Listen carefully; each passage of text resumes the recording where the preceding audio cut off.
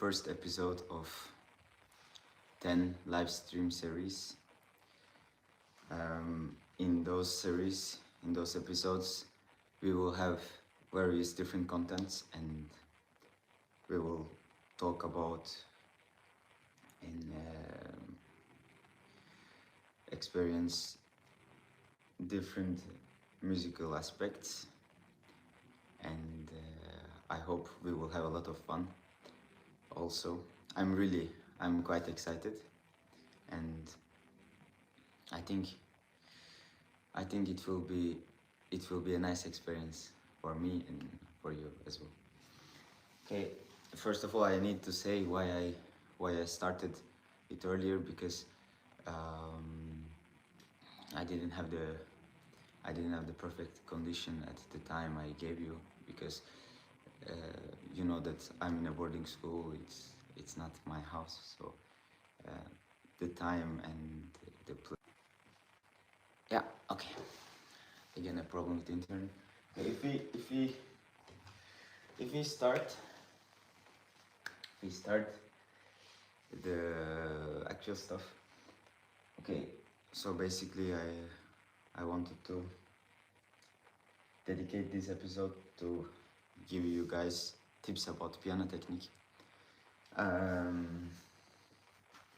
This is our first episode, and it's about tips from me to consider.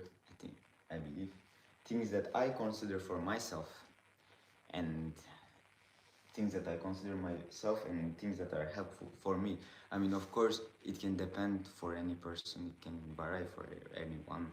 For everyone, what is needed for you technically could be different, right? It depends on your level. Depends on whatever. Depends on your condition on that moment. Anyways, first, I could talk about warming up. I mean, it's an important aspect. I mean, because I believe that warming up is really important for practicing, because since practicing without warming up can actually cause many injuries, and actually I think it's not as useful as practicing after warming up. What I do for warming up is there's this Russian school that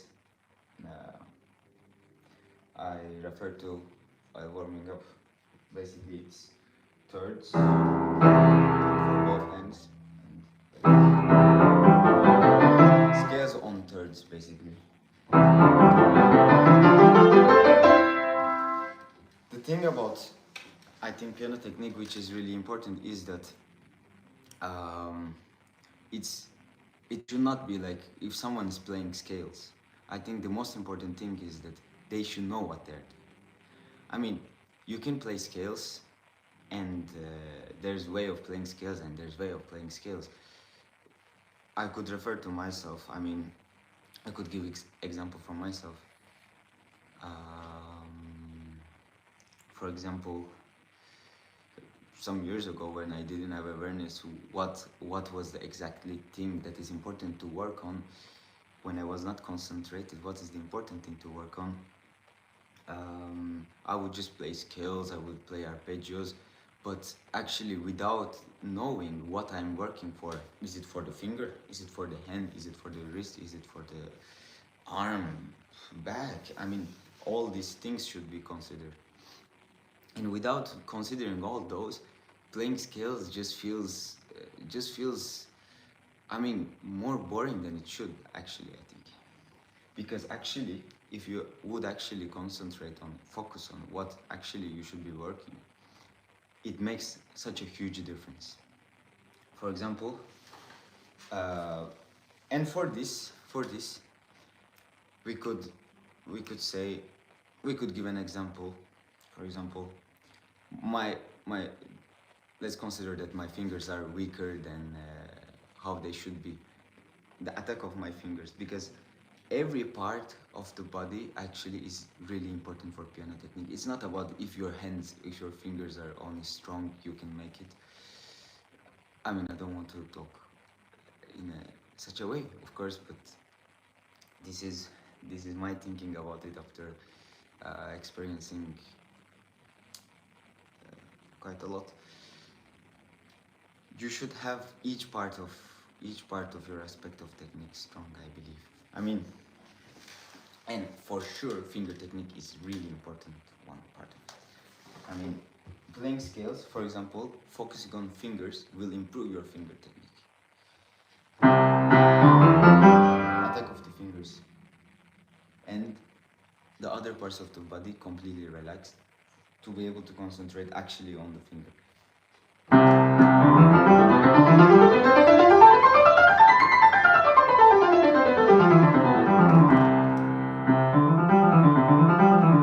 Now my hands are quite cold actually.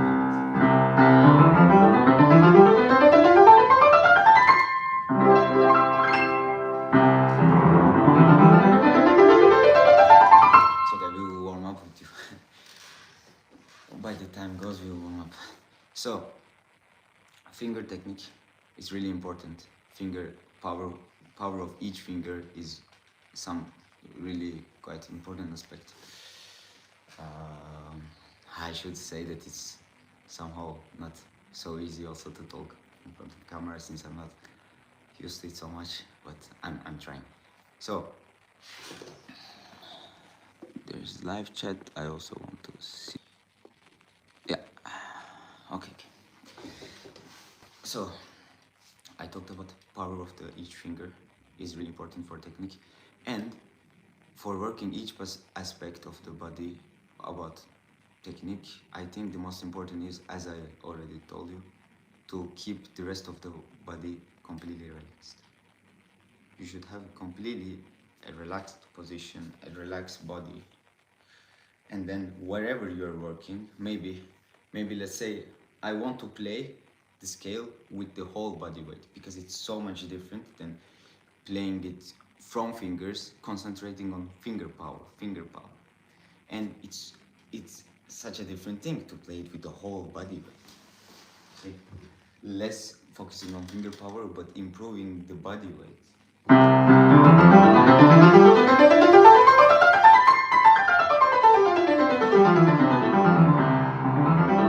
Or creating a phrase while doing scales, it's also helpful. One phrase till it goes up, and then one till it goes down. The arms, using more the arms.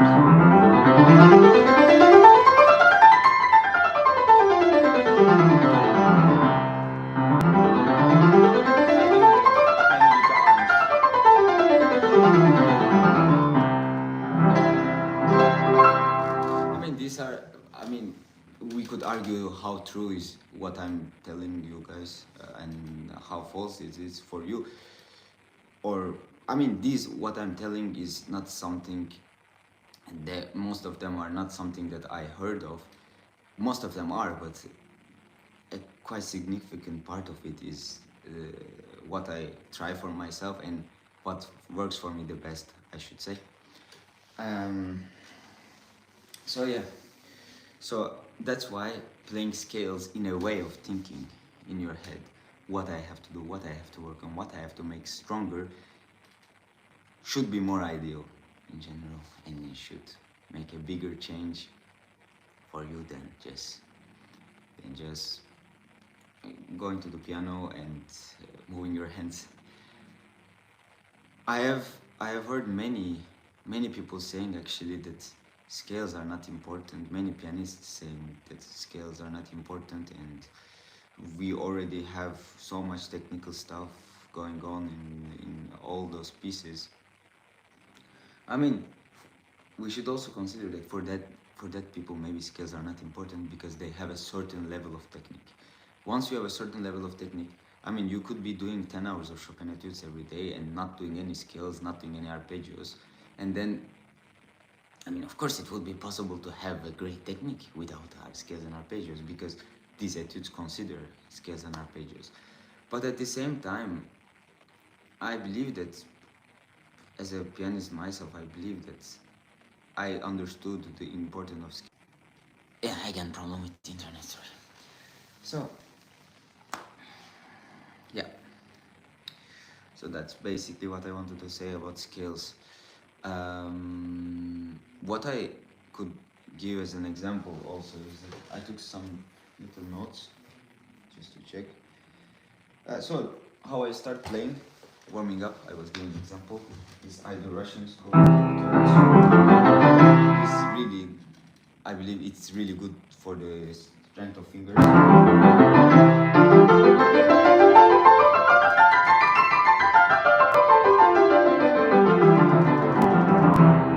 I do it in all the keys.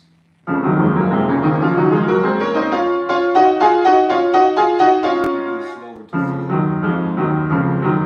that you're doing everything fully. And then I'm concentrating on voices sometimes. For example, the bass in the left. Re, mi, fa, re, mi, fa, the higher note in the right. So to do this in the beginning was hard, but after a while it gets easier and easier. Of course, like scales. It's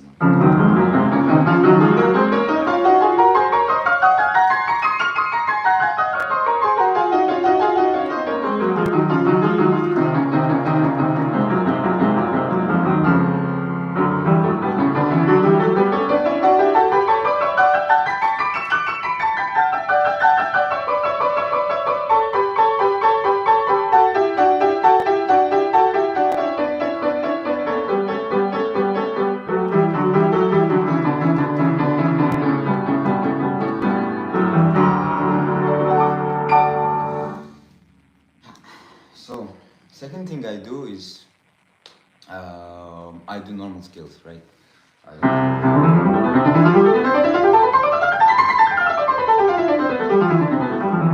when I do these technical exercises for warm up, I usually concentrate on finger strength because I see that what I lack in general is going, like, not what I lack in general, but more what is a technical exercise I need is, I think, to warm up mostly finger power, activation of fingers. I think for warm up, it's one of the best for me. That's what I believe. Yeah, so I also do Hanon sometimes.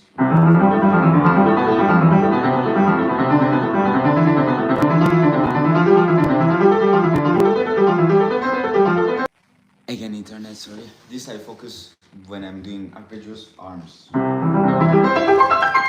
To have a good phrasing.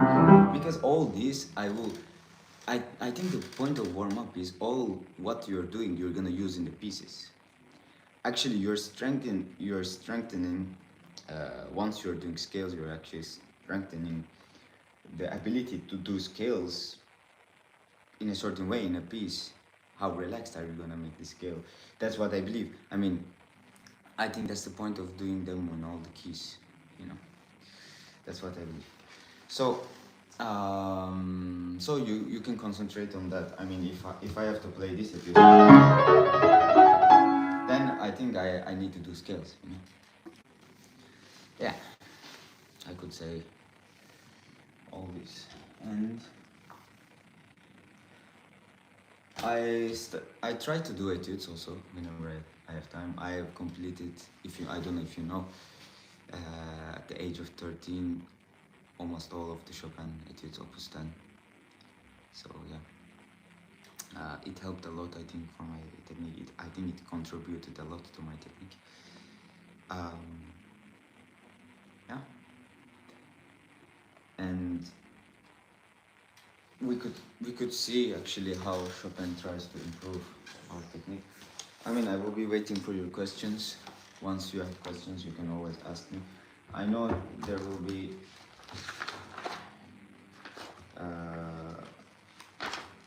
I know maybe it's confusing for some audience that I changed the time so suddenly. 5 minutes before, yeah, but the conditions are not always perfect. for me. Okay. So I think, for example, third etude, I actually played it on a concert today. This etude tries to, for example, improve, I guess, the lyrical side, lyrical aspect. That's what I believe. I mean, I believe that it's more using arm improvement and singing with the arm.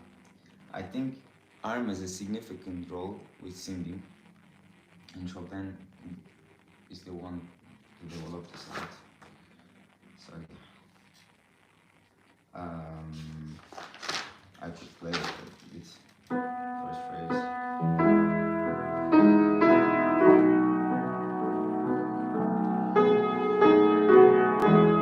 Playing with the whole body.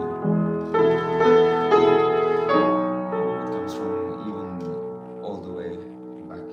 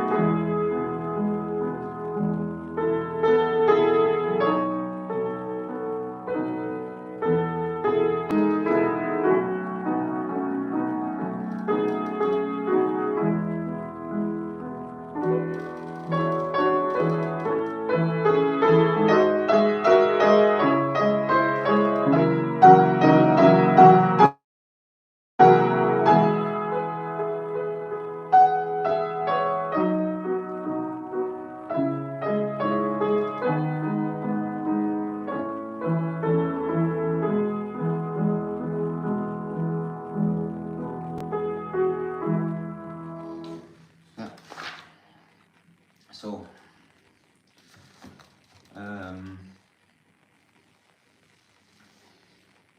yeah, this is, as I give an example, I think this requires a lot of arm flexibility of the arm, morsure flexibility of the whole body. Each piece requires a lot of flexibility of the whole body and tensions on their places, not tension of the whole body. Maybe it depends on the time for sure, but what I also noticed after all those years of playing the piano and lessons and master classes from great pianists, tension is the whole body should be, I guess, out of the physical relaxation, but at the same time, there is tension that is necessary. There is tension that is necessary sometimes on this part of the finger, sometimes on the tip of the finger, sometimes on the wrist, on the little wrist, on the whole arm, elbow. I mean, you could think of anything, but tension is also sometimes necessary. To create the right sound, the right effect, right tension at the right time is actually absolutely necessary. That's what I believe. Of course, when you are having that tension in the specific part of the body, I believe that the rest of the body should be completely relaxed. There's no need the body. Once you have tension in the certain part of the body, after it should come to a detension, because whatever passage you are going through, you should give yourself, probably there will be but a place to have the detention so that you can continue. Yeah, I do Chopin etudes quite often. I mean, depends on what I need. If I need, for example, left hand for me technically is a really important aspect because it's always worked so much less than the right. That's what I believe. I mean, what I see. Also, I think maybe it's also related with the fact that most of the people are right-handed. Left hand is so much weaker in general in people. And that's what I try to develop and try to catch up with the level of the right. I mean, that's why all these skills and everything are so important, I believe, because once right can do them in such a tempo and in such relaxation and such confidence, if left cannot do it alone in the same way, then you can already figure out the weakness easily. What I try to do is I try to relax completely my left arm and let it do the work by finger power, or while being relaxed. If it cannot catch the same while my right is being relaxed, then it can show that it's not in the same level. And that's what I try to improve, and that's why I focused so much on all those technical aspects. You can ask me actually if you have any questions. Thank you so much. Thank you so much. Machine said, hello, I love your performances. Thank you so much. And there's one question. What fingerings do you use in your double note scales? Do you have any tips for strengthening the independence of fourth finger? I'm struggling.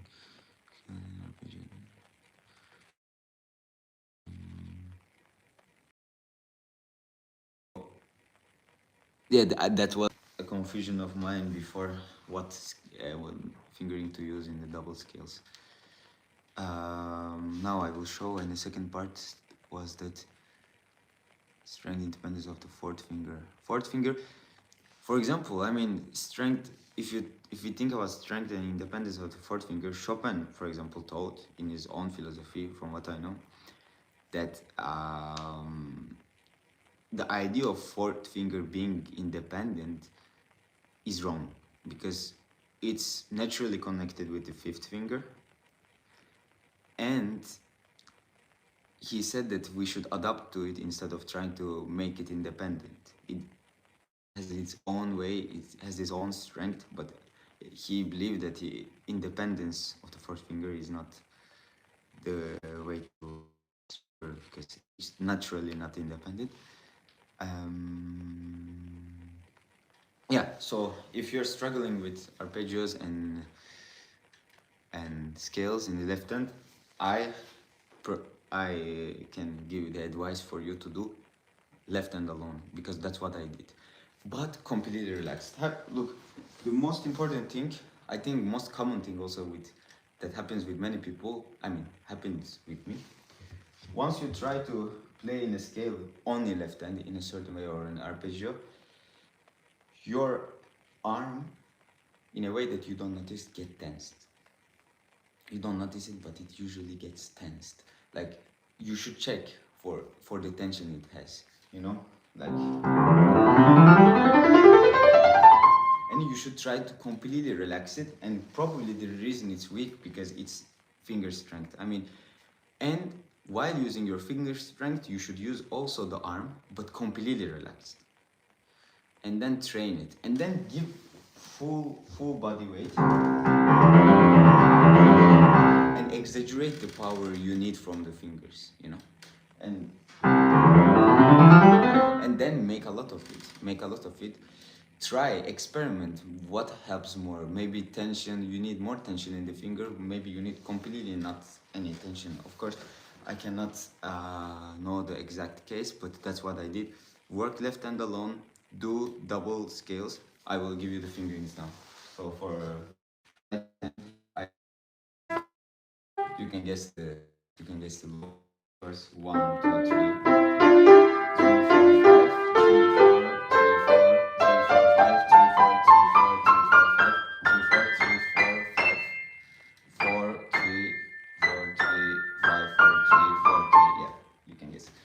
And for the left, I do for the higher notes. No, I will leave for the lower notes. 5, 3, 4, 3, 4. Sorry, internet again. And then 3, 4, 5, 3, 4, 3, 4, 5, 3, 4, 3, 4, 5. Yeah, I hope it helped, because I mean, doing this for a long time, in a long period of like some months, helped me a lot. Really strengthened my technique, finger technique, because which I saw that it was liked. Because before, when I was more little, I was always working on the finger technique, like the strengthening of the finger, the tip, playing from tip. But since I didn't work so much, it was a case that I have forgotten, and I was unaware for a long time. gaining consciousness for it helped me a lot, I believe. Yeah, I hope it helps for you. And for left hand, you can also do to improve it is one aspect I'm gonna talk about. It is actually phrasing and imagination of your sound is actually connected with your phrasing, connected with your technique directly. That's what I believe. I mean, if you hear how you want to do it, then it will be much easier for you to find how you do it by experimenting, by trying different things. If you know what you want to do, if you don't know what you want to do, just do saying I want to make it stronger doesn't help so much, I believe. For example, you can think of speaking while playing, you know, when you're making a phrase for the left hand.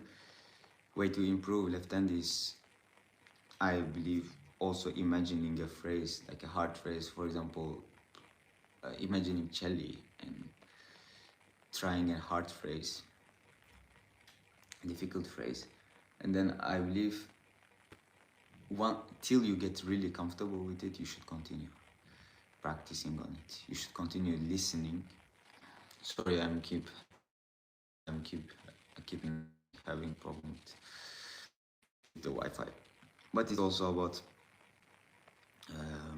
It's not only about the technique, it's also about being comfortable, being relaxed. I feel that I got used to playing so many things tensed with the left hand to be able to make it happen.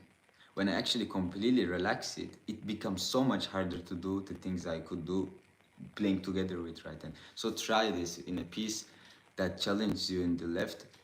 I mean, not challenge you in the left, but challenge you in general. Try it. I mean, try it. For example, kind of second concerto. I mean, this.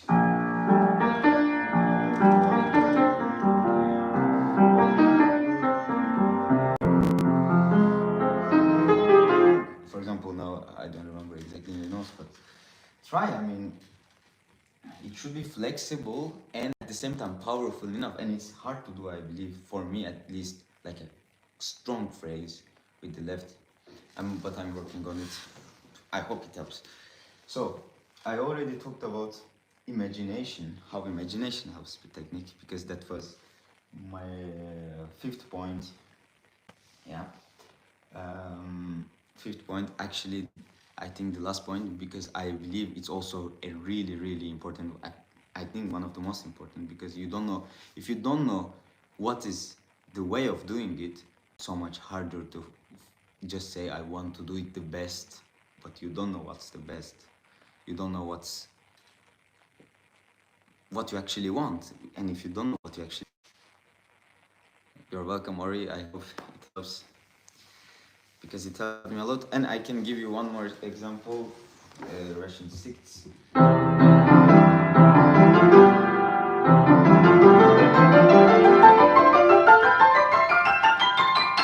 And for this fingering, I use this fifth, 5, 4, 5, 3, 4, 5, and then for the left, 1, 2, 1, 2, 2, generally.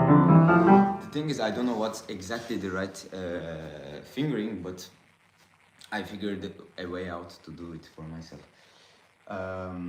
So my last point, how imagination helps technique, I already talked about it. You have to imagine how you want it to sound. Not only color of the sound, not only I don't know, forte, piano, dynamics. It's also about technically how you want it to sound. By imagining how it will be combined with the sound, combined with the colors, combined with phrasing, everything, because then somehow it helps a lot, the technique. And I mean, for me it helps a lot. Once I imagine it's in my ear, I know where I should go, like what's my aim of doing this. I mean, phrasing with chords is something really difficult, and accompanying, even if it seems easy for the left hand, also something that improves left hand a lot. If you practice left alone and relaxed, you will see the level of your left hand. And yeah, I believe imagination knowing the directions of the phrasings help a lot. Technique, piano technique. I mean, for example, I could play the fourth etude, and I could show you how thinking about also phrasing and imagining the color and the sound helps you a lot. Let's play without thinking about the sound I want to create, color I want to create, the direction I'm going, the tension I want to have, anything, just like this.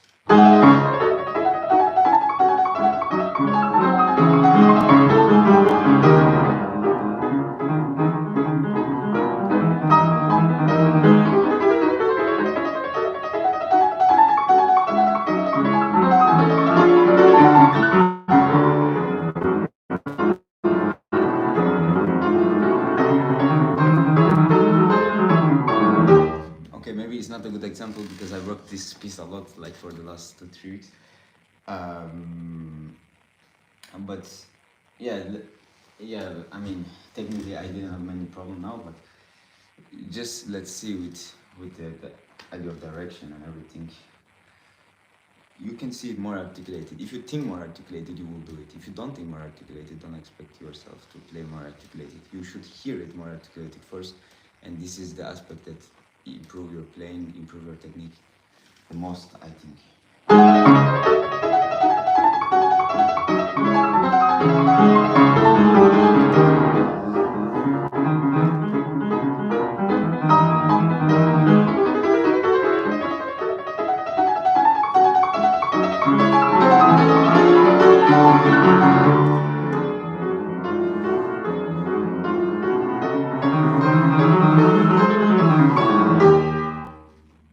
Yeah.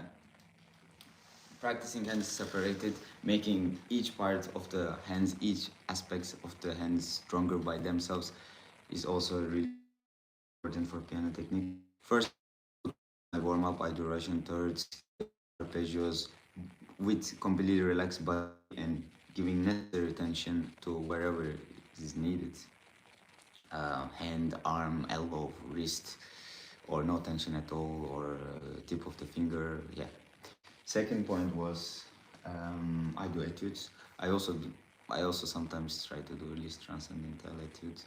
I read sometimes for technique is important, but I almost played. I didn't get to have chance to. And yeah, of course, the second point, doing etudes also come.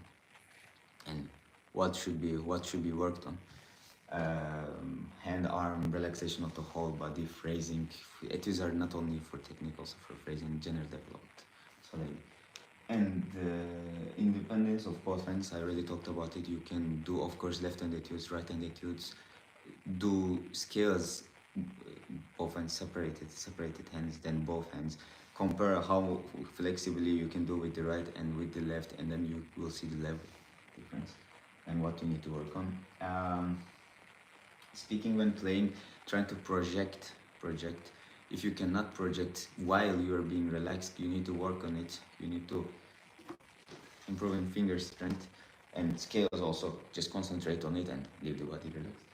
Fifth point, imagination helps technique. Imagine the sound you want to create, the phrasing you want to create, and it will directly help. The color you want to create, I want it sharp, I want it like brass instrument, I want it like this instrument, this. All this will help you a lot. Otherwise you will be lost and it's so much harder when you don't know what you want. When you don't know what you want to get exactly to a point where you would like to be. And yeah, so thank you for listening and your questions. I tried to answer as efficiently as possible. I mean, it was, yeah, we're back. It was not easy for me to suddenly change decision and make my live stream 3 hours earlier, but and required it, so to do it like this. Yeah, hopefully next live stream, since I'm more experienced in talking in a live stream, will be more exciting or more interesting. I hope this was already really interesting. I tried to help you guys as much as possible, answer your questions as much as possible.